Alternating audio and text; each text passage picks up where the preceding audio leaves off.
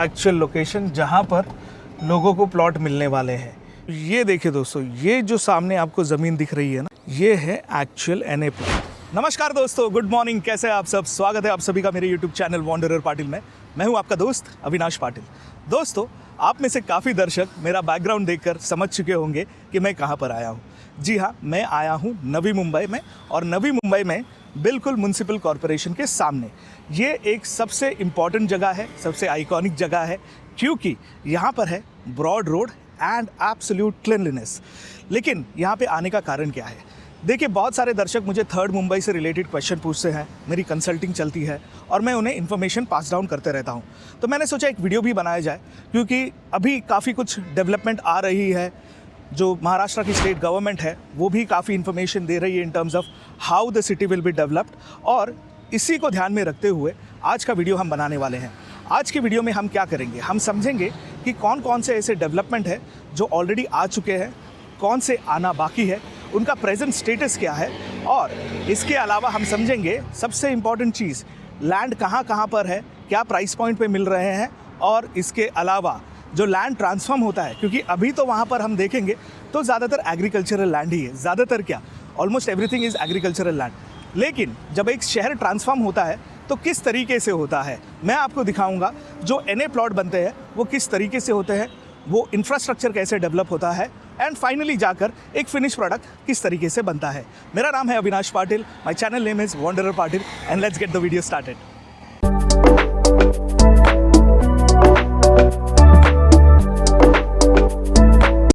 दोस्तों, जो सबसे पहली लोकेशन है वो है नवी मुंबई इंटरनेशनल एयरपोर्ट। मेरे पीछे जो आपको दिख रहा है ना, ये वो रास्ता है जो नवी मुंबई इंटरनेशनल एयरपोर्ट को कनेक्ट करता है। मैं स्क्रीन पर आपको दिखा देता हूँ। तो दोस्तों, ये रहा नवी मुंबई इंटरनेशनल एयरपोर्ट का प्रेमाइसेस। आप देख सकते हैं यहाँ से फ्लाइट टेक ऑफ और लैंड कर रही है, और ये जो आपको दिख रहा है ना, हम अब आगे जाकर कनेक्ट करेंगे JNPT हाईवे को। और यहाँ से, यानी ये जो इमारतें आपको दिख रही है, लेस देन 1 किलोमीटर के डिस्टेंस पर है नवी मुंबई शहर। जी हाँ, इतना नज़दीक है ये एयरपोर्ट। अब आगे जाकर हम दूसरी डेवलपमेंट भी देखेंगे, आपको एक फेयर आइडिया आ जाएगा कि डेवलपमेंट किस तरीके से होती है जब भी कोई नया शहर बनता है। आइए आगे जाते हैं और समझते हैं। दोस्तों, स्क्रीन पर जो अभी आपको दिख रहा है ना, ये है उल्वेश शहर। मैं टाइमलाइन से आपको दिखा दूंगा, आपको एक फेयर आइडिया आ जाएगी कि एक शहर किस तरीके से from a barren land develop होते होते इतना अच्छा शहर बना। स्क्रीन पर पेश है टाइमलाइन।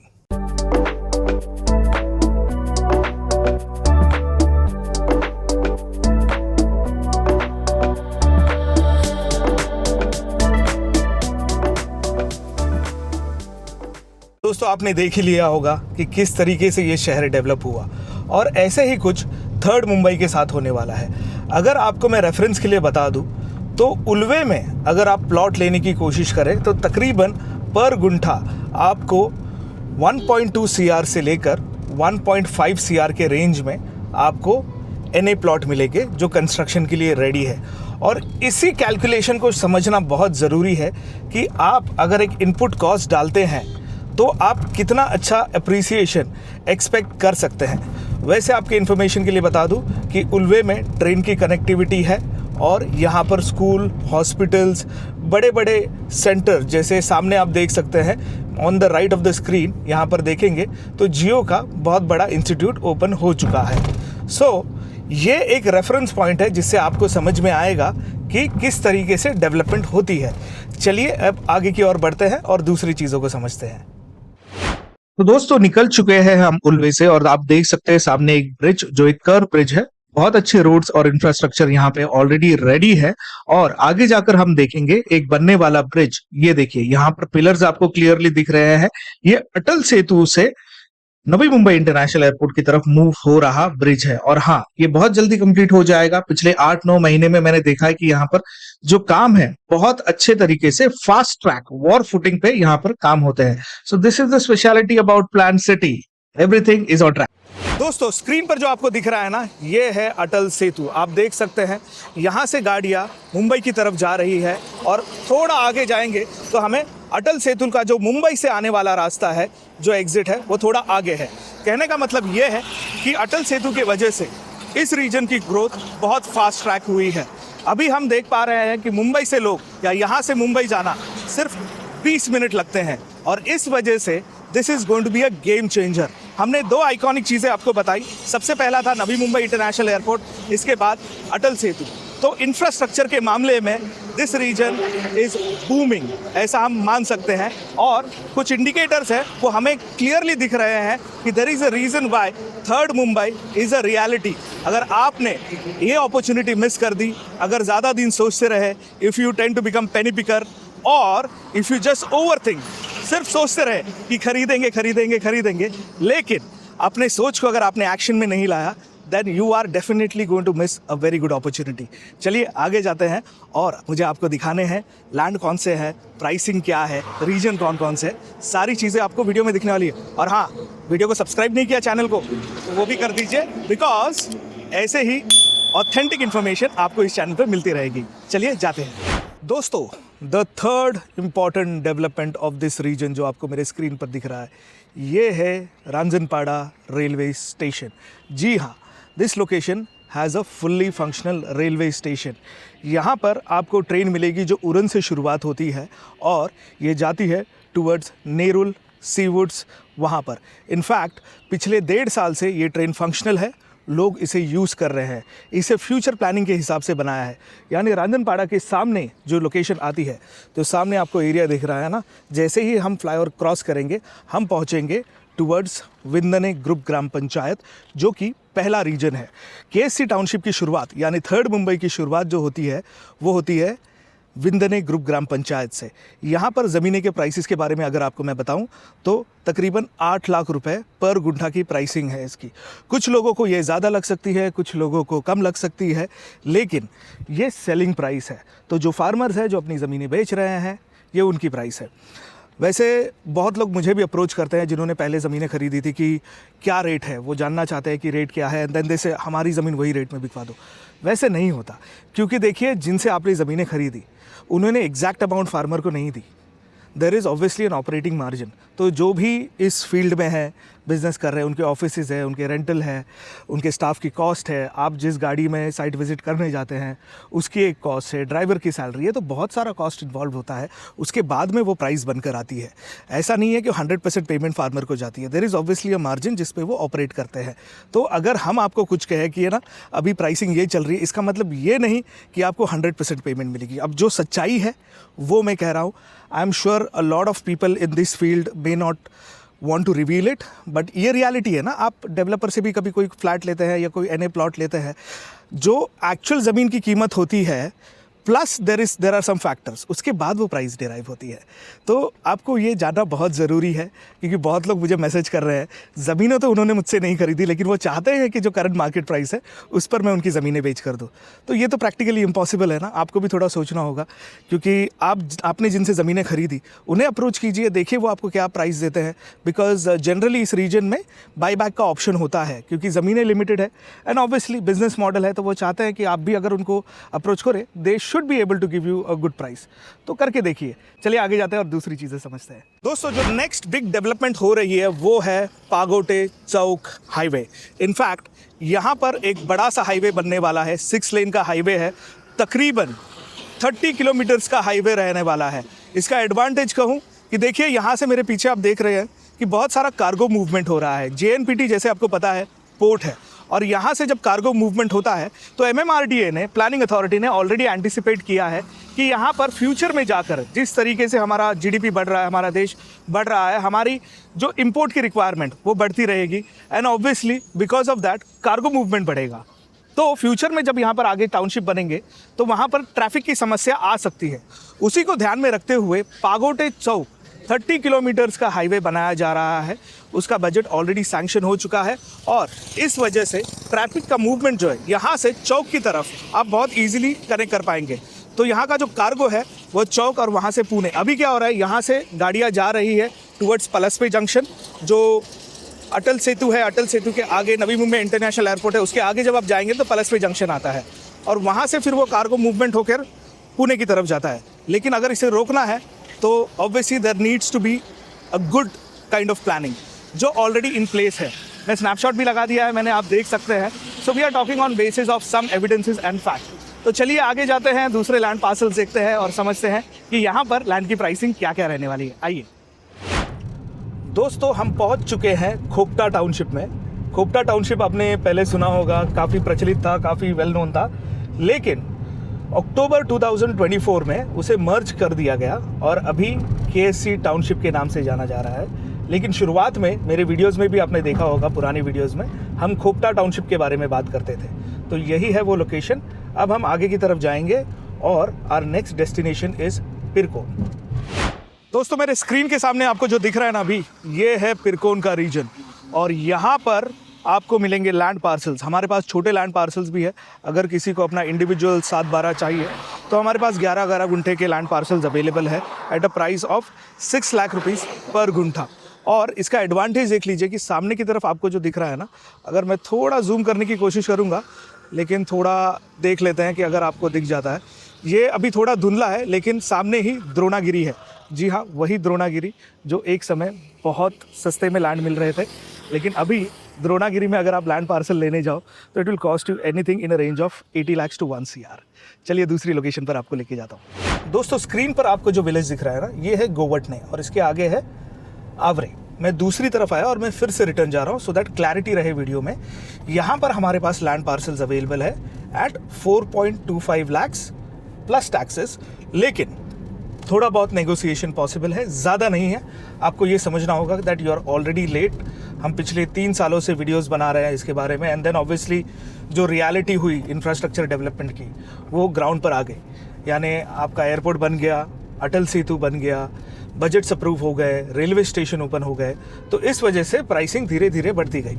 अब जो रेट पहले था उस रेट में तो आपको मिलने से रही, वो तो प्रैक्टिकली इम्पॉसिबल है। लेकिन अभी भी आपके पास चांस है कि अगर आप निवेश करना चाहते हैं, if you want to see your wealth multiply, then this is an opportunity. हम अभी पहुंचे हैं आवरे विलेज में। आवरे विलेज में भी हमारे पास लैंड पार्सल है स्टार्टिंग 4.25 lakhs। इसके आगे सांगपाले खार है, वशेनी है। तो सांगपाले खार में हमारे पास छोटे छोटे 7-12 हैं। वो छोटे 7-12 हैं ना, बहुत इंपॉर्टेंट है।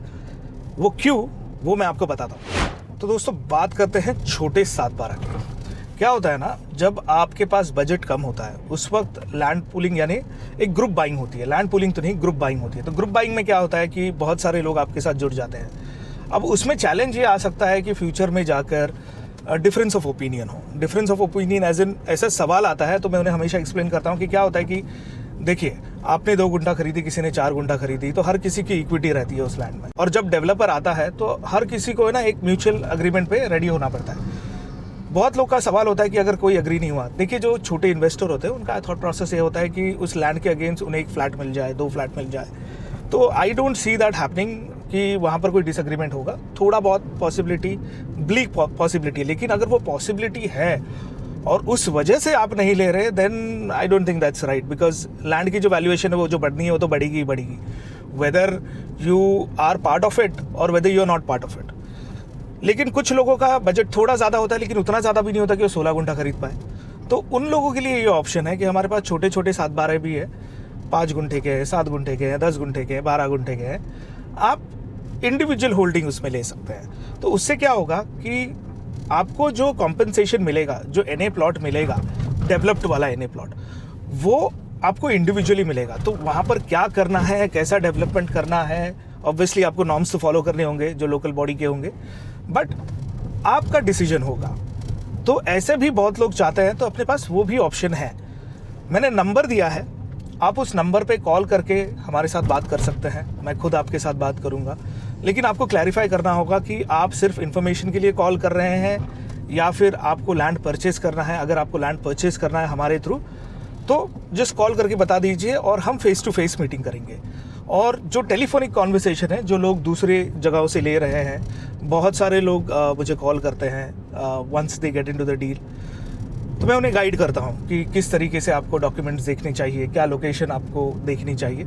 ये सारी चीज़ें मैं उनको थोड़ा रियलिस्टिक लेवल पर बताता हूँ, और इसीलिए मैं अपनी कंसल्टिंग को चार्ज करता हूँ। It's not a free consulting, because obviously अगर मैं अपना समय दे रहा हूँ, आधा घंटा 45 मिनट्स अगर मैं आपके साथ कॉन्वर्सेशन कर रहा हूँ, एंड आप अगर कहीं और से ज़मीन ले रहे हैं तो दैट इज़ फाइन। देखिए, वो आपका पर्सनल चॉइस है। There is no binding, but then again I need to value my time and that is the reason why मैं अपने कंसल्टिंग को चार्ज करता हूँ. सो आई होप आपको ये जो मेरा सबमिशन है ये समझ में आया होगा. उसके अलावा देखिए, ये वीडियो बनाने में भी काफ़ी एक्सपेंसेस होते हैं. अगर मैं अभी देखूं तो मैं सुबह 9 बजे निकला था, अभी 12:40 हो गए हैं और तकरीबन 83 किलोमीटर्स की ड्राइव हुई है फ्रॉम मुंबई.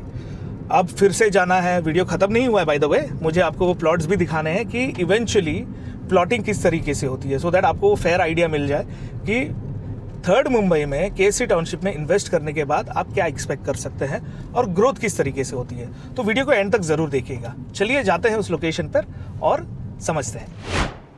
दोस्तों, बहुत लोग मुझे पूछते हैं कि बहुत सारी वीडियोस में उन्होंने देखा है कि रिलायंस की जगह कहाँ पर है, दूसरे जो कॉर्पोरेट्स हैं उनकी जगह कहाँ पर है. तो मैंने कहा चलो आज आपको वो भी दिखा देता हूँ. ये देखिए. सो ये जो आपको दिख रहा है ना सामने, ये wall compound, okay, this one, and road के उस साइड में भी, उस तरफ पूरे वॉल कंपाउंड लगे हुए हैं. तो यहाँ पर वो सारी जगहें हैं and I don't know how relevant it is, but है, उनकी जगहें हैं. बहुत सारे लोगों को डाउट आ रहा था कि whether they have actually bought it. It's all over the news में आप गूगल कर लीजिए, आपको सारी इन्फॉर्मेशन पता चल जाएगी. चलिए, अब मुझे आपको दिखाना है एक्चुअल प्लॉट्स, NA प्लॉट जो फिनिश प्रोडक्ट है जो आपको मिलेगा अगर आप इन्वेस्ट करते हैं, वो कैसे दिखता है. चलिए जाते हैं वहाँ पर. तो दोस्तों, हम निकल चुके हैं और टच कर चुके हैं JNPT हाईवे. अब जब आप JNPT की तरफ जाएंगे तब आपको मिलेगा करंजा, यानी उरन तालुका का एक विलेज है करंजा. वहाँ से रेवस की तरफ एक ब्रिज बन रहा है जो अलीबाग को कनेक्ट करेगा. तो अलीबाग बहुत ही क्लोज प्रॉक्सिमिटी में आ गया. दूसरा डेवलपमेंट यहाँ पर जो हो रहा है वो है अलीबाग विरार कॉरिडोर, यानी विरार से वो रास्ता शुरू होगा थर्ड मुंबई से, यानी ऑब्वियसली मुंबई को कनेक्ट करेगा, some parts of Mumbai, and then वहाँ से वो थर्ड मुंबई को कनेक्ट करेगा और आगे जाकर वो मर्ज होगा and it will eventually land in Alibag. तो ये भी सारा डेवलपमेंट इस लोकेशन में हो रहा है. तो आप इमेजिन कर सकते हैं the number of developments, the number of infrastructure जो यहाँ पर आ रहा है. और इसी वजह से अगर आप सही समय पर इन्वेस्ट करते हैं then you can actually make money. अब जाते हैं एग्जैक्ट लोकेशन पर जहाँ पर प्लॉट्स डिलीवर हो चुके हैं. तो मैं कोशिश करूँगा आपको दोनों फेजेस दिखाने की कि एक प्लॉट आपको कैसा मिलता है और उसके बाद वहाँ पर कंस्ट्रक्शन कैसा होता है. वैसे लोकेशन आप में से बहुत सारे लोग जानते होंगे, बट ये मैं यूज़ कर रहा हूँ as a reference point so that आपको समझ में आए कि एग्रीकल्चरल लैंड किस तरीके से ट्रांसफॉर्म होता है. दोस्तों, स्क्रीन पर जो आपको दिख रहा है ना, ये है एक्चुअल लोकेशन जहाँ पर लोगों को प्लॉट मिलने वाले हैं. ये जो प्लॉट है, ये जो इम्पैक्टेड फार्मर्स से उन्हें मिले हैं.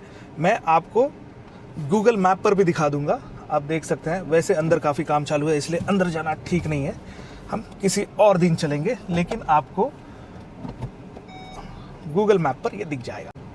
चलिए जाते हैं और मिलते हैं दूसरे लोकेशन पर. तो लीजिए दोस्तों, मैंने आपको एग्रीकल्चरल लैंड दिखा दिया, जो डेवलपमेंट होने वाली है वो दिखा दिया, लेकिन सबसे इम्पॉर्टेंट सवाल जो लोगों के दिमाग में आता है, मन में आता है, वो है NA प्लॉट कैसे होते हैं, हमें कैसे मिलेंगे. तो चलिए आपको एक एग्जांपल दिखा देता हूँ. मैं फ़िलहाल खड़ा हूँ आर वेरी ओन पुष्पक नगर में, और पुष्पक नगर में जो प्लॉट्स है, ज़्यादातर प्लॉट्स फार्मर्स को कॉम्पनसेशन में मिले हैं.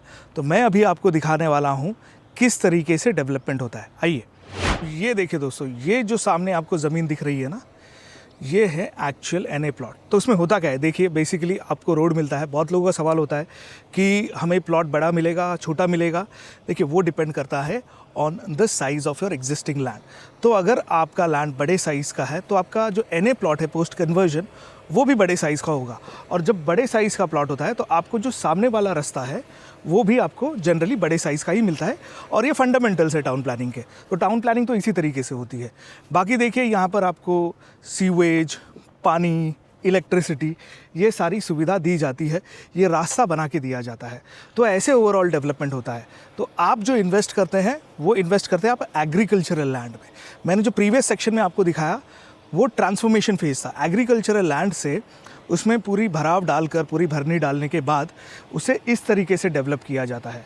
और आप देख सकते हैं यहाँ पर किस तरीके से पूरा कंस्ट्रक्शन लायक बनाया गया है. इसके बाद क्या होता है, इसके बाद आती है डेवलपमेंट की बारी. यानी जो डेवलपर्स है वो अप्रोच करते हैं लैंड ओनर्स को, either in form of JV, try party, या फिर वो डायरेक्टली बाय आउट करके कंस्ट्रक्शन शुरू कर देते हैं।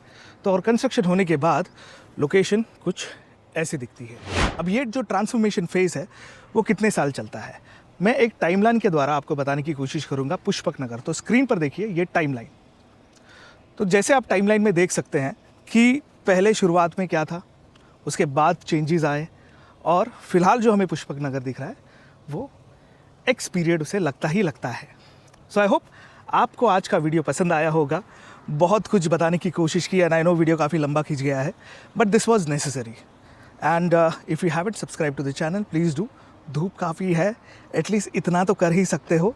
और अगर सब्सक्राइब किया है, लाइक किया है, तो thank you so much. This is Wanderer Patil signing off. I will see in the next video. Goodbye. बहुत ज़्यादा धूप है। बाय।